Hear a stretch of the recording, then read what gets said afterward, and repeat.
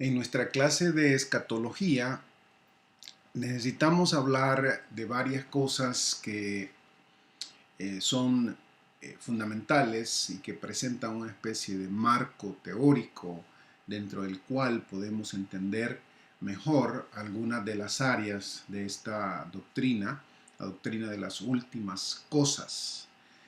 En términos generales, la doctrina de la escatología se ha visto en dos grandes secciones. Una sección que se titula Escatología Personal y la otra es una sección relacionada con la escatología más corporal, más global. Y aun cuando esa división, por supuesto, tiene sus fallos, en realidad nos sirve pedagógicamente para hablar de algunos de los elementos de la doctrina. Con todo, yo no quisiera que ustedes olvidaran que todas nuestras doctrinas, todas las doctrinas cristianas, incluyen un elemento integrador que no puede separarse de las otras. Ustedes recordarán, por ejemplo, que cuando hablamos de la persona de Cristo, dijimos que Jesús es el centro unificador de toda la doctrina cristiana. Es en él que cobra sentido, es el clímax de todo lo que como cristianos podemos decir, es el origen y el final. En ese sentido, él es el alfa y omega, y de todo lo que podemos decir, de todo lo que podemos articular como teólogos cristianos, inclusive del Antiguo Testamento. El Antiguo Testamento debe ser leído cristianamente por nosotros y eso no significa hacerle violencia al texto del Antiguo Testamento, sino más bien verlo desde la perspectiva que Dios quiere que lo veamos hoy, mediado a través del Señor Jesús. Cuando hablamos de la escatología, Jesús también es inicio y final de la escatología, de la doctrina de las últimas cosas. Y aunque la palabra es limitada, escatología habla de las cosas finales, en realidad para entender la escatología necesitamos entenderla a la luz de toda la revelación de Dios. No podemos simplemente ir al final de lo que se nos dice en Apocalipsis solamente, por ejemplo, para entender la doctrina. Es necesario encontrar en toda la palabra de Dios el marco que nos enseña a leer cómo Dios ha estado moviendo la historia desde un inicio para llevarla a un propósito específico. En ese sentido particular, la escatología es teología y toda la teología es escatología, porque se trata de estudiar la totalidad de ese movimiento progresivo, con sentido, cristológico, en el que Dios va moviendo todo su propósito desde el principio hasta el fin. No podemos dejar de mencionar tampoco que cualquier convicción escatológica que tengamos debe ser mediada principalmente por la persona del Señor Jesús. Con esta manera de ver el asunto, la escatología incluye temas como, dentro de la escatología personal, se incluyen temas como la muerte, como la resurrección y los juicios de Dios para creyentes y no creyentes. Para hablar en primer lugar de la muerte como un tema escatológico, final, debemos preguntarnos y quizás redefinir para muchos de nosotros lo que entendemos por muerte. En simples términos, el ser humano tiende a mirar la muerte, o ha tendido a mirar la muerte como el punto final de todo, la cesación de la existencia, por ejemplo. Llegar la muerte se acaba todo para el individuo. Y el testimonio consistente de todas las escrituras es que esto no es así, que la muerte debe ser definida de otra forma. La muerte no es la cesación de la existencia. La muerte es un castigo, en primer lugar. Es algo que le sobrevino al ser humano por consecuencia de su pecado y le sobreviene al ser humano por consecuencia de su desobediencia al mandato de Dios. La muerte en el ser humano es un evento trágico, es un evento doloroso, es un evento final, porque en él el área espiritual no visible y la parte, por falta de una mejor palabra, física, se separan y en esa separación hay tremendo dolor cual ningún otro, un dolor increíble que ninguno de nosotros obviamente vivos hemos experimentado.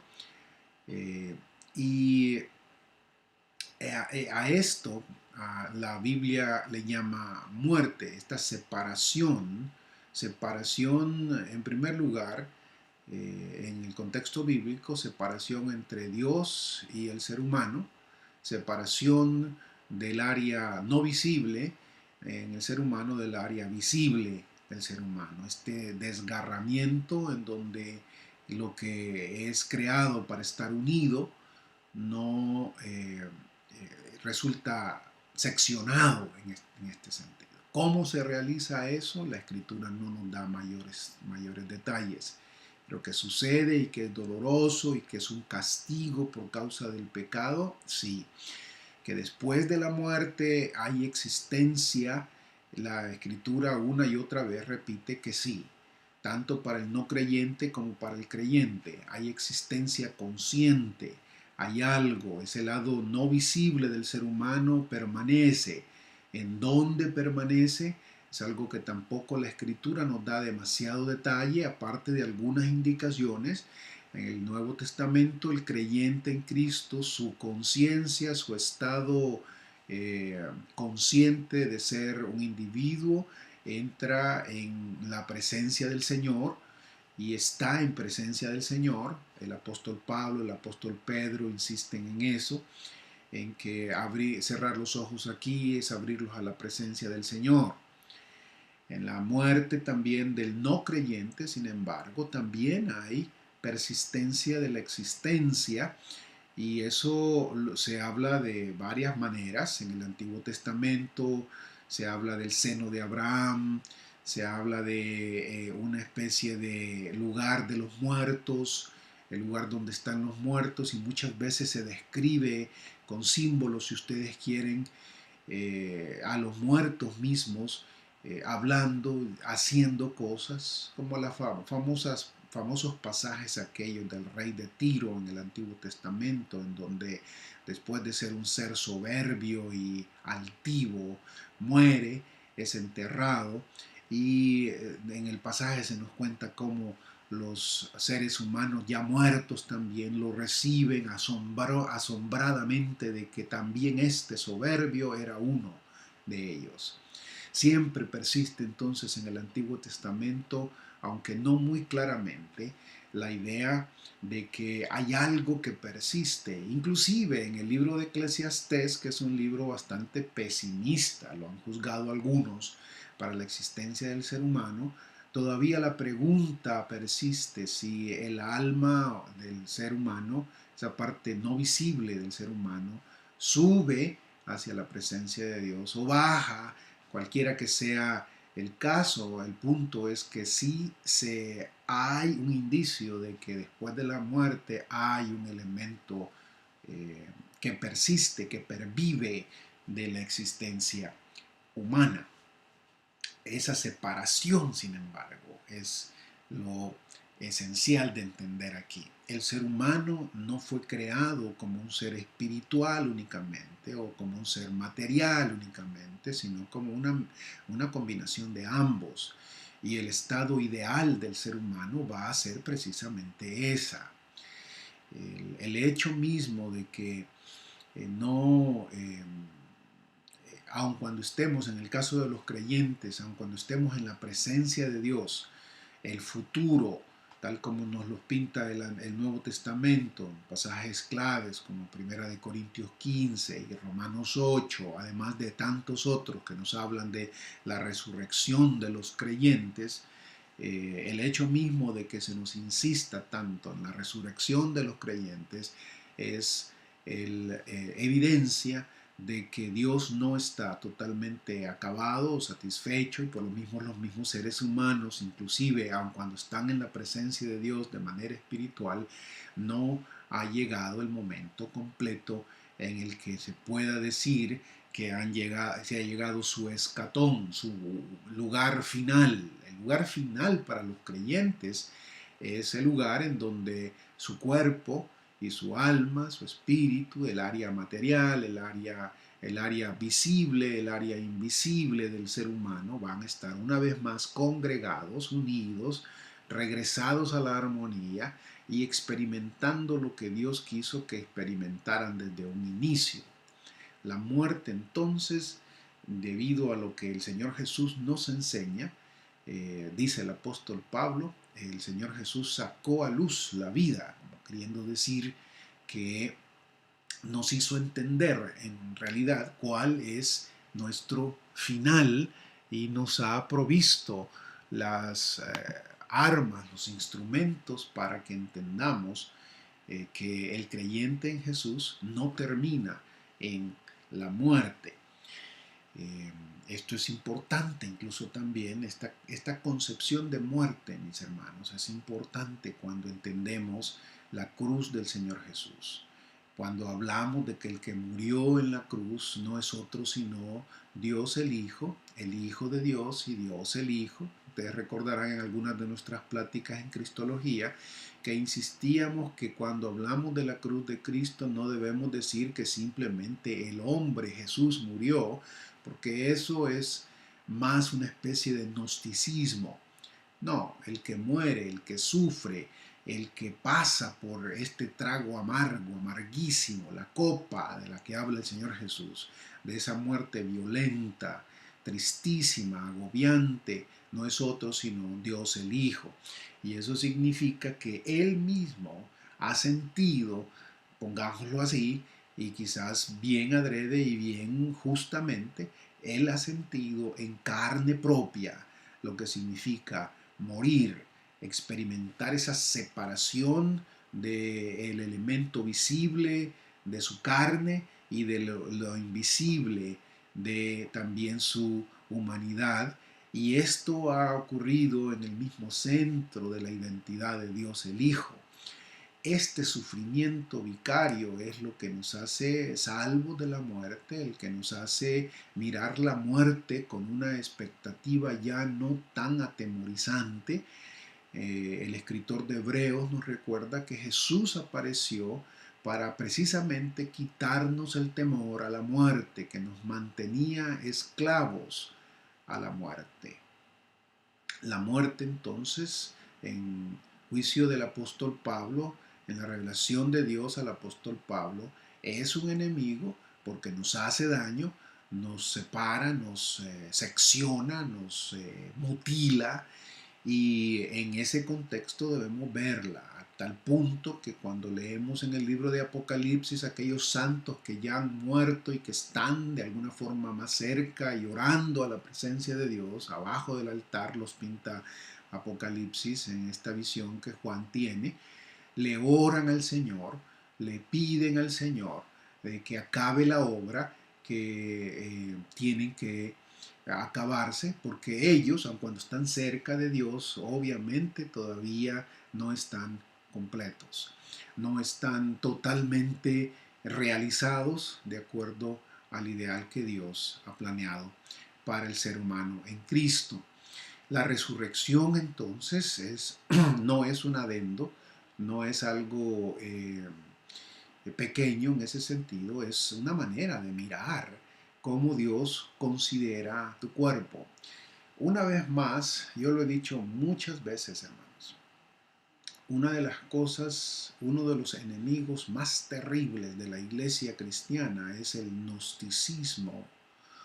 El gnosticismo, entre otras de sus doctrinas, divide al ser humano entre material e inmaterial e identifica lo material con lo malo y lo inmaterial con lo bueno.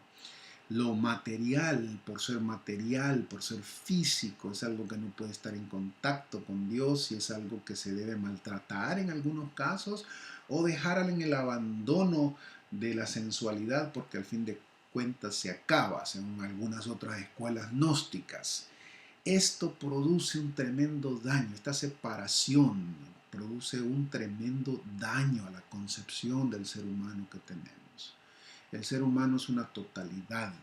El ser humano es un ser creado para vivir en su carne y en su espíritu. Y ambas cosas son creadas por Dios y ambas cosas son buenas. Ambas cosas han sido manchadas por la presencia del pecado, pero en el futuro Dios promete restaurarnos completamente, no solo en espíritu, sino en la totalidad, la globalidad de nuestro cuerpo. La resurrección es precisamente este elemento importante.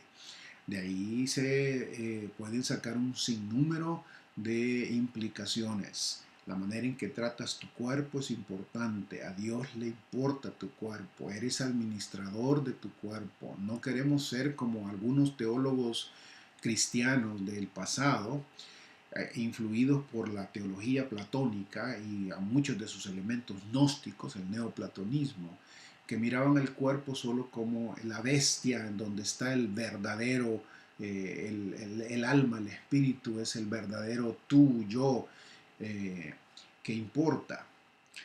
Tratar de ganar almas por algunos, el lenguaje típico de muchos evangélicos tampoco es muy correcto.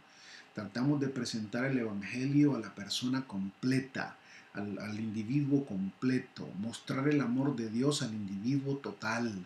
Queremos ayudarlo obviamente con el mensaje de salvación, que es más que simple ser buena gente y hacer buenas obras, pero el Evangelio total, el mensaje de salvación en el que Jesús muere por nosotros en nuestro lugar para perdonar nuestros pecados, para reorientar nuestra vida a cómo vivir cercanamente a Dios, tiene también y no puede dejar de tener, si lo entendemos bíblicamente, implicaciones para el ser humano en su totalidad, para el cuerpo. Necesitamos mostrar el amor en el mensaje, el amor en la práctica, la dedicación al cuerpo.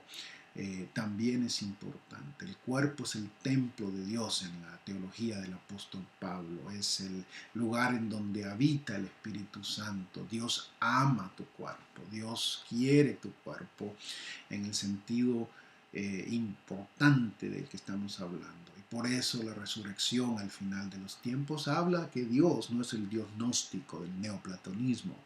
Dios tiene un futuro en el que la creación misma va a tener una relación íntima, mucho más íntima de la que ha tenido. La creación depende de Dios y nosotros dependemos de Dios, pero en el futuro, tal como se pinta y se describe en los profetas, en los grandes profetas del Antiguo Testamento, en Isaías, en Jeremías, en ese momento Dios va a tener una manera de relacionarse con la creación que no la ha tenido. En Isaías, por ejemplo, se habla de la creación misma dando aplausos, los árboles aplaudiendo porque los hijos de Dios volvieron a una relación íntima con Dios. Lea Isaías 25, por ejemplo. Romanos capítulo 8 habla de esa manera en la que la misma creación va a tener gran júbilo por la liberación de los hijos de Dios. Permítame un momentito que se me está acabando la batería y ahorita conecto otra vez la computadora.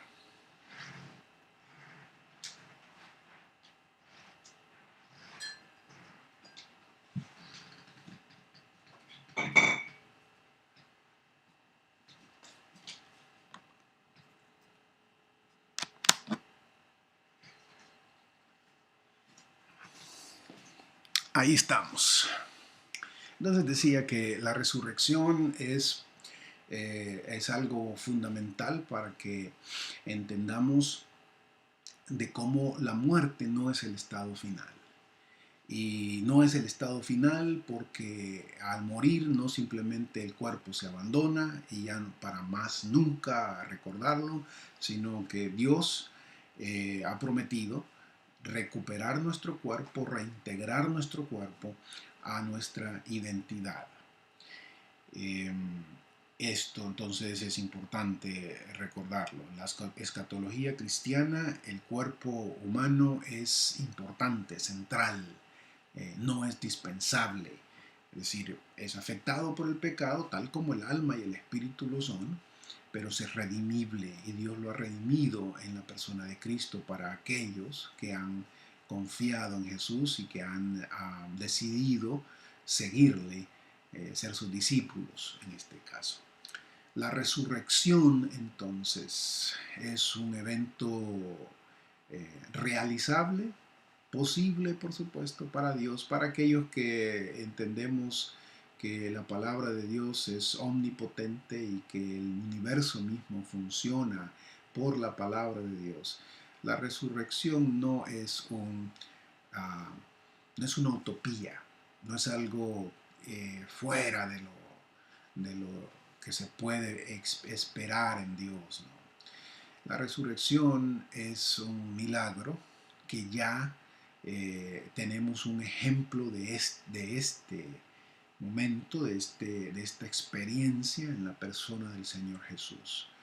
Por eso el apóstol Pablo en su discusión clásica en 1 Corintios 15 va a decir que si Jesús no resucitó, entonces nuestra fe es vana, porque si Jesús no resucitó, no solo no estamos salvos o perdonados de nuestros pecados, y no tenemos la fuerza que proviene del Espíritu de Jesús resucitado, sino tampoco tenemos esperanza. Jesús no resucitó, nadie resucita al fin de cuentas.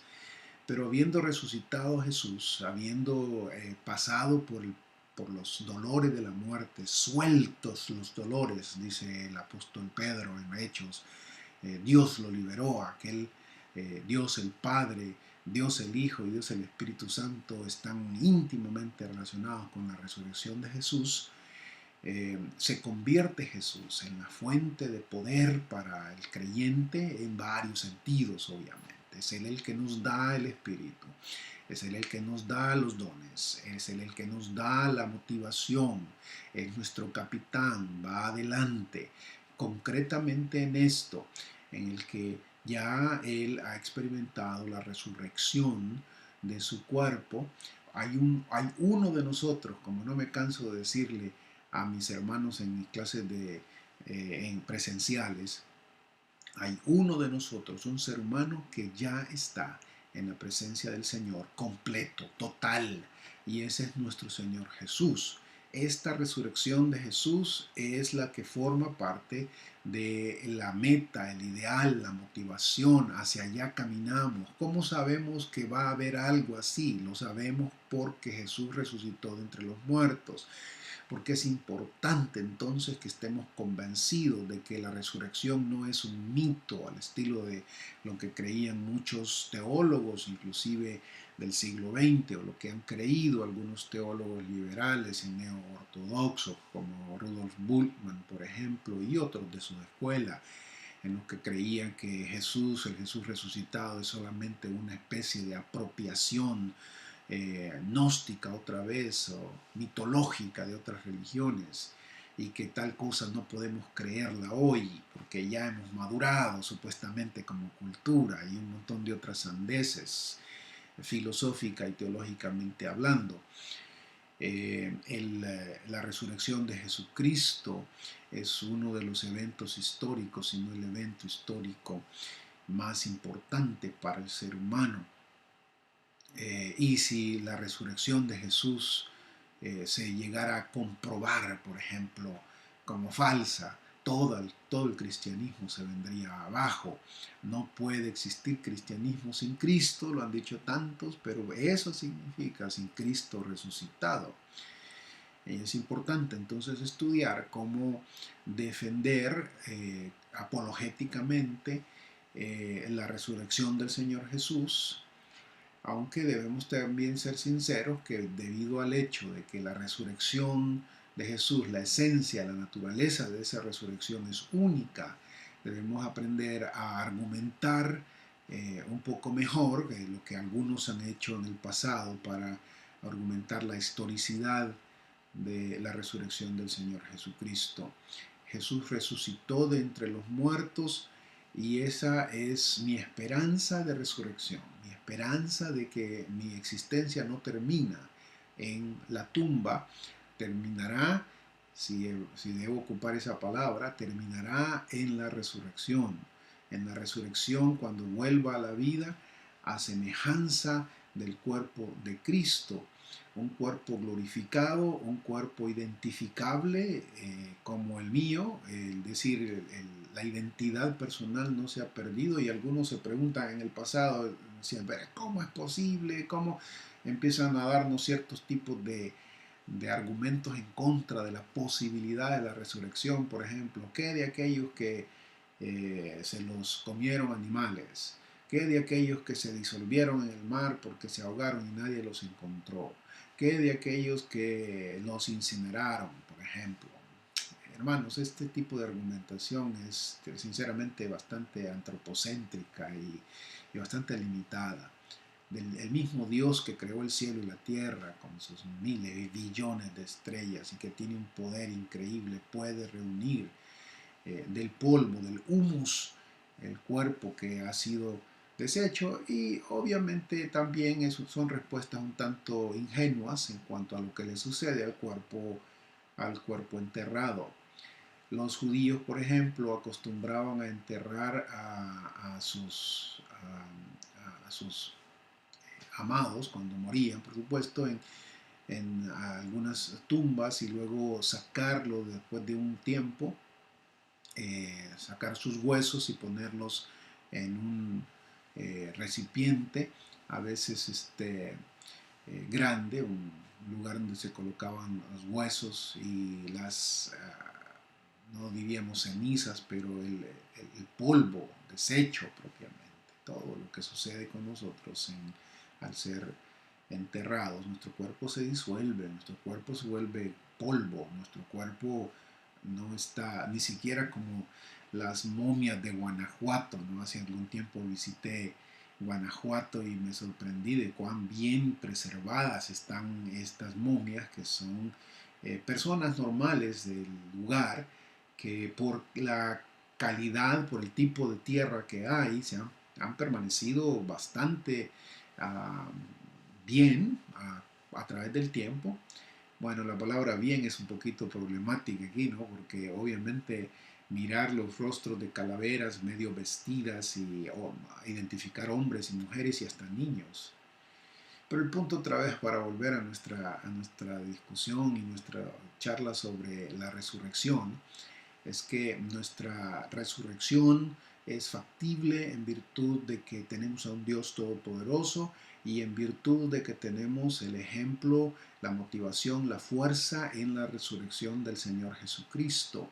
Nuestra resurrección será similar a Él. El apóstol Pablo dice que en un momento, en un abrir de ojos, en un parpadeo, los muertos en Cristo resucitarán primero y nosotros los que estemos vivos seremos reunidos con ellos para recibir a Cristo en, en las nubes. Casi se me va el tiempo de mi primera media hora.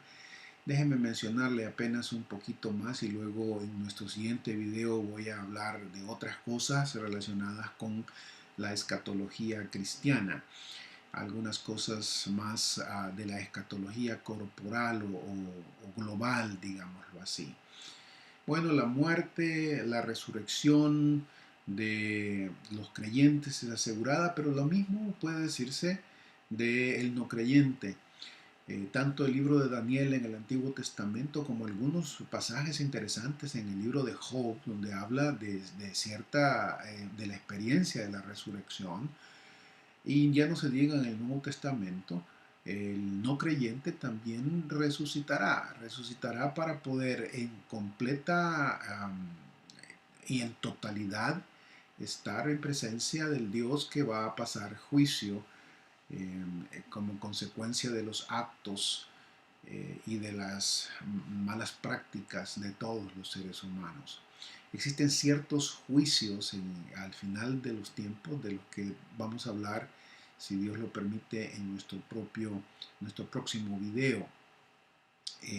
A manera de introducción, entonces nos quedamos con, con esta discusión de muerte y resurrección, una resurrección de la que habla el apóstol Pablo abundantemente en Primera de Corintios 15, y yo he provisto para ustedes en sus PowerPoints algunas discusiones un poquito más detenidas sobre la naturaleza de la resurrección, sobre los argumentos que el apóstol Pablo ocupa ahí y de cómo esta resurrección habla del Dios bueno que ha creado algo bueno y que en el final esto bueno que Dios ha creado será redimido, y eso no incluye solamente nuestro cuerpo, sino también la buena creación de Dios. En nuestro siguiente video vamos a hablar un poquito de escatología corporal global. Sigamos pendientes, hermanos. Que el Señor me los bendiga.